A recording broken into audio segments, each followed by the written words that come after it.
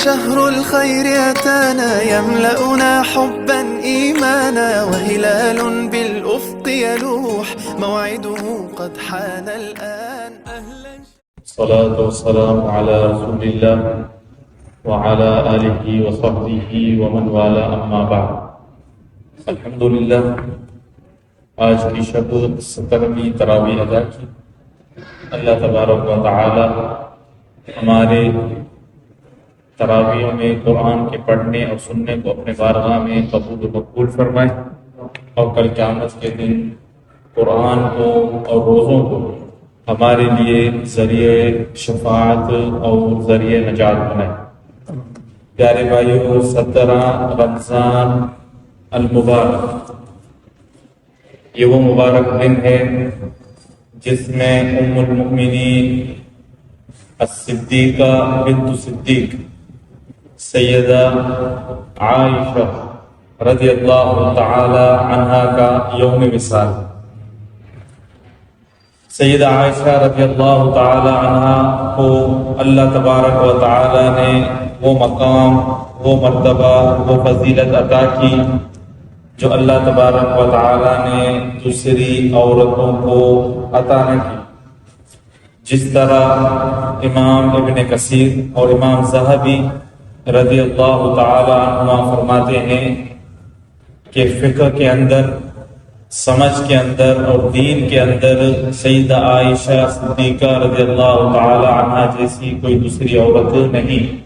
اللہ تبارک و تعالی نے آپ کو وہ مقام عطا کیا علم دین کے اندر اور شریعت کی معرفت میں جو اللہ تبارک و تعالی نے دوسری عورتوں کو عطا نہ کیا. اور سیدہ عائشہ رضی اللہ تعالی عنہ نبی کریم صلی اللہ تعالی علیہ وسلم کی محبوب ترین زوجہ تھی. سیدہ خدیجہ رضی اللہ تعالی عنہ کے بعد جو زوجہ آپ کریم صلی اللہ تعالی علیہ وسلم کو محبوبہ تھی وہ سیدہ عائشہ رضی اللہ تعالی عنہ تھی. آپ کریم صلی اللہ تعالی علیہ وسلم بے حد محبت فرماتے سیدہ عائشہ سے، یہاں تک کہ عائشہ سے محبت کرنا واجب ہے. حدیث صحیح میں آتا ہے کہ ایک مرتبہ خاتون جنت سیدنا بی بی فاطمہ الزہرا رضی اللہ تعالی عنہ نبی کریم صلی اللہ علیہ وسلم کی مجلس میں حاضر ہوئی تو آپ کریم نے فرمایا کہ اے بیٹی الا تحبین ما احب، کیا آپ وہ چیز پسند نہیں فرماتی جو مجھے پسند ہو؟ کیا آپ اس کو محبوب نہیں رکھتی جو چیز مجھے محبوب ترین ہو؟ تو سیدنا فاطمہ الزہرا نے کہا کہ بلا یا رسول اللہ، جو چیز آپ کو محبوب ہو، جو چیز آپ کو پسندیدہ ہو، وہی چیز مجھے بھی محبوب ہے اور میری بھی پسندیدہ ہے. تو آپ کریم صلی اللہ علیہ وسلم نے اشارہ کر کر سیدنا عائشہ کی طرف کہ فَأَحَبِّيهِ، اس سے محبت کرو، اس سے جو ہے دل لگی لگاؤ. تو علماء نے یہاں نبی کریم صلی اللہ علیہ وسلم نے کہا کہ فَأَحَبِّي امر کا صیغہ ہے اور امر جو ہے وجوب کے لیے آتا ہے، واجب کے لیے آتا ہے. تو بعض علماء فرماتے ہیں کہ اس حدیث سے یہ ثابت ہوتا ہے کہ اما عائشہ رضی اللہ تعالی عنہا کی محبت ہر مسلمان کے اوپر واجب ہے. تو یہ تھی سیدنا عائشہ رضی اللہ تعالی عنہا. یہ اللہ تبارک و تعالی نے سیدہ عائشہ کو وہ خاصیتیں عطا کی جو دوسری نبی کریم صلی اللہ تعالی علیہ وسلم کی زوجات کو عطا نہ کی. سب سے بڑی خاصیت آپ رضی اللہ تعالی عنہ کی یہ ہے کہ آپ کی برات کے اندر، آپ کی پاک دامنی کے اندر اللہ تبارک و تعالی نے آسمان سے قرآن اتارا. صرف ایک آیت نہیں، 10 آیتیں لگاتار جو آپ رضی اللہ تعالی عنہ کی پاک دامنی بیان کرتی ہیں، آپ رضی اللہ تعالی عنہ کی برات بیان کرتی ہیں. جب مدینے میں منافقین نے اما عائشہ رضی اللہ تعالی عنہ پر تہمت لگائی زنا کی والعیاذ باللہ، اما عائشہ، یہ واقعہ مختصر بیان کرتا ہوں جو واقعۃ الافک کے نام سے مشہور ہے. اما عائشہ فرماتی ہیں جب بھی نبی کریم صلی اللہ علیہ وسلم سفر پر جاتے تو قرآن دازی کرتے، تو جس زوجہ کا نام نکلتا سفر میں آپ اس کو اپنے ساتھ لے جاتے کہ اس سفر کے اندر میرا نام نکلا، نبی کریم صلی اللہ علیہ وسلم مجھے غزوے میں لے گئے. آپ جب غزوے سے فارغ ہو کر دوبارہ مدینے کی طرف لوٹ پڑے تو جب واپس آنے لگے تو مدینے سے قریب جو ہے قافلے نے پڑاؤ ڈالا. تو میں جو تھی سواری پر بیٹھی تھی، ہودج جو ہے نا سواری جو وہ لوگ اٹھاتے ہیں کندھوں پر، اسی طرح سواری بھی بیٹھی تھی. تو وہاں سواری رکھی گئی تو میں اپنی قضائے حاجت کے لیے باہر نکل کر چلی گئی. تو میں قضائے حاجت کر واپس لوٹی تو دیکھا کہ مجھے ہار پہنا ہوا تھا جو میری بہن کا تھا، وہ کہیں ٹوٹ کر گر گیا. تو میں اسے ڈھونڈنے دوبارہ چلی گئی جہاں میں قضائے حاجت کرنے گئی تھی. تو اسی دوران جو ہے قافلے والے جو ہے چل پڑے، مدینے کی طرف قافلے والے چل پڑے. تو وہ صحابہ جو ہودج کو سواری کو اٹھانے کے لیے آئے، فرماتی اس وقت میں بہت کمزور تھی، یعنی زیادہ زمین موٹی نہ تھی کہ مانا ان کو پتہ چلتا کہ میں سواری میں بیٹھی ہوں. نہیں، انہوں نے سواری اٹھا کر مدینے کی طرف چل پڑے. جب مجھے ملا، میں واپس آیا دیکھا تو کوئی قافلے والا نہیں تھا، سب واپس چلے گئے تھے. اس وقت حجاب یعنی پردے کی آیت نازل ہو گئی تھی. تو میں وہیں اپنا چادر اپنے اوپر اوڑھ کر بیٹھ گئی. میں نے کہا کہیں کوئی میرے جو ہے خبر گیری کر دوبارہ آ کر مجھے لے جائے گا. تو میں وہیں سو گئی. یہاں تک کہ اس طرح ہوتا تھا قافلے میں جب قافلہ چلا جاتا ہے، ایک دو صحابی پیچھے رہ جاتے، ان سے جو سامان وغیرہ چھوٹ جاتا تو اسے لے کر دوبارہ چلے جاتے. تو سیدنا صفوان بن معطل رضی اللہ تعالی عنہ، جنہوں نے مجھے پردہ نازل ہونے سے پہلے دیکھا تھا، جب انہوں نے مجھے دیکھا تو پہچان لیا ہے کہ مجھے جو ہے چادر اڑی ہوئی تھی. تو انہوں نے استرجاع کیا، یعنی انا للہ و انا الیہ راجعون پڑھا. تو میں بیدار ہو گئی اور میں نے اپنی چادر سیدھی کی، منہ اپنا ڈانپا. تو آپ رضی اللہ تعالیٰ عنہ وہ صحابی جو ہے اپنی سواری لا کر میرے پاس کھڑے کی. میں اس سواری پر چڑھی اور ہم جو ہے مدینے چلے. نہ اس نے مجھ سے کوئی کلام کیا، نہ ہی میں نے اس سے کوئی کلام کیا. تو جب مدینے میں ہم ہمارے سواری قریب پہنچی تو منافقوں کا جو سردار عبداللہ بن ابی بن سلول، منافقوں کا سردار، جب انہوں نے دیکھا تو انہوں نے تہمت لگائی کہ نہ وہ اس سے بچ پایا نہ یہ اس سے بچ پائی. یعنی آپ رضی اللہ تعالیٰ عنہ اس صحابی پر زنا کی تہمت لگائی کہ منع انہوں نے آپس میں جو ہے بدفعلی کی. حاشا عنہ صحابہ رضی اللہ عنہ. تو اما عائشہ اکیلے میں آئی تو بیمار پڑ گئی، رسول اللہ صلی اللہ علیہ وسلم کے گھر میں ہی تھی، تقریباً 1 مہینے تک بیمار رہی. تو کہہ رہے کہ میں دیکھوں نبی کریم صلی اللہ علیہ وسلم کا رویہ جو ہے وہ عجیب ہے. پہلے آتے مجھ سے بات کرتے، محبت یہ وہ، تو آپ کریم صلی اللہ علیہ وسلم نے وہ سب ختم کر دیا. تو میری بیماری میں اور اضافہ ہو گیا. تو میں نے اپنے والدہ سے اجازت، میں رسول اللہ صلی اللہ علیہ وسلم کا اجازت دے دے میں اپنی والدہ کے گھر چلی جاؤں، وہاں کچھ دیر بیٹھوں، ممکن ہے کہ میری طبیعت جو ہے ٹھیک ہو جائے. تو رسول اللہ نے مجھے اجازت دی، اپنی والدہ کے گھر گئی، وہاں بیٹھی. تو ایک مرتبہ میں مستح صحابیہ ہیں اس کے ساتھ قضاء حاجت کے لیے اپنے گھر سے باہر نکلی. پہلے جو ہے قضاء حاجت جو ہے فضا کے اندر کھلے میدان میں کیا کرتے تھے، ابھی گھروں میں جو ہے واش روم وغیرہ نہیں ہوتے تھے. تو ہم عائشہ فرماتی ہے میں مستح رضی اللہ تعالیٰ عنہ کے ساتھ نکل کر قضاء حاجت کے لیے گئی. تو کہہ رہے جب قضاء حاجت کر واپس آئی تو مستح جو صحابیہ میرے ساتھ تھی، اس کا پاؤں جو ہے کپڑے میں اڑا، وہ تھوڑی گر گئی. تو اس نے کہا کہ تعیس المستح، یعنی برباد ہو میرا بیٹا مستح. صحیح. اما عائشہ کے لیے آپ کیا فرما رہی ہیں؟ اس نے تو جنگ بدر میں شرکت کی تھی، تم کس طرح اسے جو ہے برا کہہ رہی ہو؟ تو کہا کہ تمہیں کوئی پتا نہیں ہے کہ کیا ماجرا چل رہا ہے؟ کیا ماجرا چل رہا ہے؟ مجھے کوئی پتا نہیں ہے. تاکہ مدینے میں یہ بات پھیلی ہے کہ اما عائشہ رضی اللہ تعالیٰ عنہ آشا کہ مانا آپ جو ہے بدفعلی میں یا آپ نے جو ہے آپ کے اوپر تہمت لگائی گئی ہے. تو اما عائشہ فرماتی ہیں اتنی بڑی بات مدینے میں 1 مہینہ گزر گیا مجھے پتا بھی نہیں. تو اما عائشہ فرماتی ہیں کہ میری بیماری میں اور اضافہ ہو گیا کہ مانا میں اب پتا چلا کہ رسول اللہ صلی اللہ علیہ وسلم کا رویہ جو ہے مجھ سے تھوڑا بدل کیوں گیا ہے. تو میری بیماری میں اور اضافہ ہو گیا. تو میں گھر میں آئی، ادھر بتا رونے لگی. جب بھی نبی کریم صلی اللہ علیہ وسلم آتے فرماتے بیٹی صاحبزادی کیسی ہیں آپ کی، اور پھر اسی طرح چلے جاتے. تو ایک مرتبہ نبی کریم صلی اللہ علیہ وسلم مسجد میں بیٹھے، منبر پر چڑھے اور کہا کہ اپنے صحابہ کو اکٹھا کیا کہ اے صحابہ، کچھ لوگوں نے مجھے ایسے صحابی کے اوپر میرے ایسے صحابی کے اوپر تہمت لگائی ہے جس کے اندر میں سوائے خیر کے کچھ نہیں دیکھا. جب بھی وہ میرے گھر آتا، مجھ سے اجازت طلب کر کر میرے گھر میں آتا، اس کے اوپر یہ تہمت لگائی گئی ہے اور میری گھر والی جو ہے زوجہ کے اوپر تہمت لگائی گئی ہے.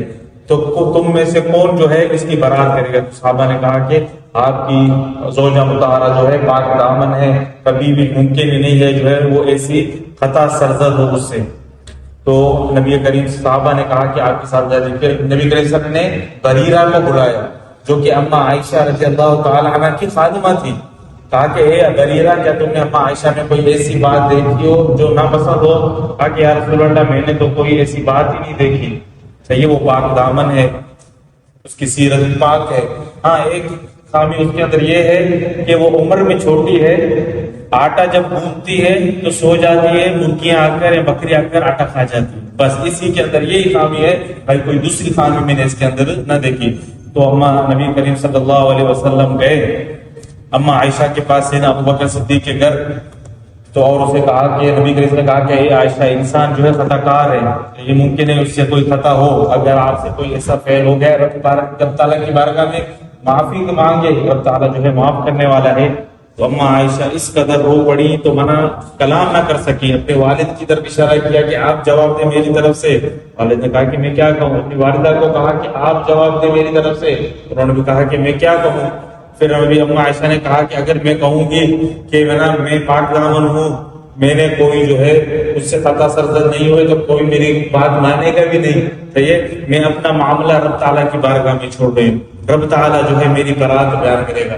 اور آپ کریم صلی اللہ علیہ وسلم اسی وقت مجلس میں ہی بیٹھے تھے کہ جبرائیل علیہ السلام آسمان سے وہی لے کر آئے اور یہ آیت نازل کی کہ ان الذین جاءوا بالافک عصبۃ منکم لا تحسبوه شرا لکم بل هو خیر لکم. تمہاری ایک جماعت میں سے جنہوں نے تہمت یہ لگائی تو یہ تم اس کو اپنے حق میں کوئی برا نہ مانو بلکہ یہ تمہارے حق میں بہتر ہے.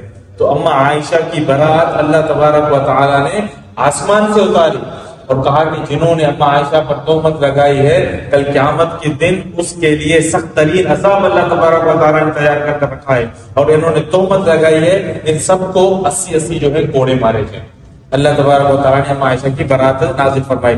پھر اس کی والدہ نے کہا کہ اے عائشہ جاؤ شکریہ ادا کرو رسول اللہ صلی اللہ علیہ وسلم کا کہ آپ کی برات نازل ہو گئی. تو کہا کہ نہیں، میں کیوں رسول اللہ کا شکریہ ادا کروں، میں تو اپنے رب کا شکریہ ادا کروں گی جس نے میری برات خود آسمان سے اتاری. تو یہ تھی اما عائشہ پاک دامن پارسا جس کی برات اللہ تبارک و تعالیٰ نے قرآن میں اتاری. قیامت تک اس کی برات، اس کی شان اور فضیلت جو ہے قیامت تک پڑھی جائے گی. تو اللہ تبارک و تعالیٰ نے بہت ساری فضیلتیں عائشہ کی، خصوصیات بہت ساری. اما عائشہ فرماتی ہے کہ اللہ تبارک و تعالیٰ نے مجھے وہ چیزیں عطا کی جو میری نبی کریم صلی اللہ علیہ وسلم کی دوسری زوجات کو نہ دی. پہلی یہ بات یہ ہے کہ میری شادی نبی کریم صلی اللہ علیہ وسلم نے اللہ تبارک و تعالیٰ نے نبی صلی اللہ علیہ وسلم کو میری شکل دکھائی. نبی کریم صلی اللہ علیہ وسلم فرماتے ہیں کہ جبرائیل علیہ السلام 3 دن لگاتار ریشم کے کپڑے پر مجھے دکھا دے کہ یہ آپ کی بیوی ہوگی، اور میں دیکھا کہ وہ عائشہ کی تصویر تھی. یعنی اما عائشہ کی شادی اللہ تبارک و تعالیٰ کے حکم سے ہوئی کہ 3 دن لگاتار نبی کریم صلی اللہ علیہ وسلم کو اما عائشہ کی صورت دکھائی گئی. اور اما عائشہ کی فضیلت یہ ہے کہ جبرائیل علیہ السلام نے ان کو سلام بھیجا. نبی کریم نے فرمایا کہ اے عائشہ یہ جبرائیل علیہ السلام کھڑے ہیں آپ کو سلام دے رہے ہیں. تو اما عائشہ نے فرمایا کہ یا رسول اللہ آپ بھی میرا سلام جبرائیل علیہ السلام کو دیں، آپ تو وہ بھی دیکھتے ہیں جو ہم نہیں دیکھ سکتے. یعنی آپ جو ہیں وہی آپ کے اوپر نازل ہے، آپ کے غیب جاننے والے ہیں. جبرائیل علیہ السلام کا سلام جو ہے آپ نے مجھے پیش کیا. اور اما عائشہ کی یہ فضیلت ہے، فرماتی ہے کہ نبی کریم صلی اللہ علیہ وسلم کی وفات میرے گھر میں ہوئی اور نبی کریم صلی اللہ علیہ وسلم کی جب وفات ہوئی آپ کا سر مبارک میرے سینے پر رکھا تھا. اور فرماتی ہے کہ جب آپ کریم صلی اللہ علیہ وسلم کی وفات ہوئی اور آپ کے منہ مبارک میں یا دہن میں یا پیٹ میں جو چیز گئی تھی وہ میرا لعاب تھا. فرماتی ہے کہ آپ کریم صلی اللہ علیہ وسلم سخت علیل تھے تو عباس رضی اللہ تعالیٰ عنہ کھڑے تھے اور اس کے پاس مسواک تھی. نبی کریم صلی اللہ علیہ وسلم نے گویا کے اشارے سے کہا کہ مسواک دے. تو جب مسواک دی گئی تو آپ کے منہ میں لگائی گئی تو وہ سخت تھی، آپ کے وسلم کمزوری کی وجہ سے وہ چبا نہ سکے. تو اما عائشہ فرماتی ہیں پہلے میں نے اپنے لعاب سے اس مسواک کو نرم کیا، پھر میں نے آپ کریم صلی اللہ علیہ وسلم کے منہ مبارک میں لگایا. تو کہہ رہے کہ آخری چیز دنیا کی جو رسول اللہ صلی اللہ علیہ وسلم کے شکم مبارک میں گئی تھی وہ میرا لعاب تھا. تو نبی کریم صلی اللہ علیہ وسلم نے بتایا نا اما عائشہ کی کہ فضل العائشہ علی النساء کفضل السرید علی الطعام. اما عائشہ کی فضیلت عورتوں کے اوپر اس طرح ہے جس طرح کھانے کے اندر سرید کی فضیلت ہے. مثال کے طور پر فی زمانہ سب سے اعلیٰ ڈش جو ہے وہ قورمہ ہے. اس کے علاوہ باقی دوسری ڈشیں ہیں. تو نبی صلی اللہ علیہ وسلم نے یہ مثال دے کر سمجھائی کہ جس طرح سرید تمام کھانوں میں سے اعلیٰ قسم کا ایک کھانا ہے، یعنی سرید ایک قسم کا کھانا ہے، روٹیاں ٹکڑا کر کر اس کے اوپر جو ہے گوشت وغیرہ پنیر وغیرہ ڈال کر بنا کر کھایا جاتا ہے. تو کہہ رہے جس طرح یہ کھانے کی ایک قسم تمام کھانوں سے اعلیٰ قسم ہے، اسی طرح عائشہ کی جو فضیلت ہے تمام عورتوں پر اس طرح ہے کہ من عائشہ رضی اللہ تعالیٰ عنہ تمام عورتوں سے افضل ترین ہے. تو اس قدر نبی کریم صلی اللہ علیہ وسلم اما عائشہ سے محبت فرماتے، یہاں تک کہ صحابہ کرام اگر رسول اللہ صلی اللہ علیہ وسلم کو تحفہ بھی بھیجتے تو انتظار کرتے کہ نبی کریم صلی اللہ علیہ وسلم جس دن عائشہ کے گھر میں ہوں گے تحفہ بھیجتے، کیونکہ نبی کریم صلی اللہ علیہ وسلم کو جب تحفہ دیتے صحابہ آپ خوشی ہوتی.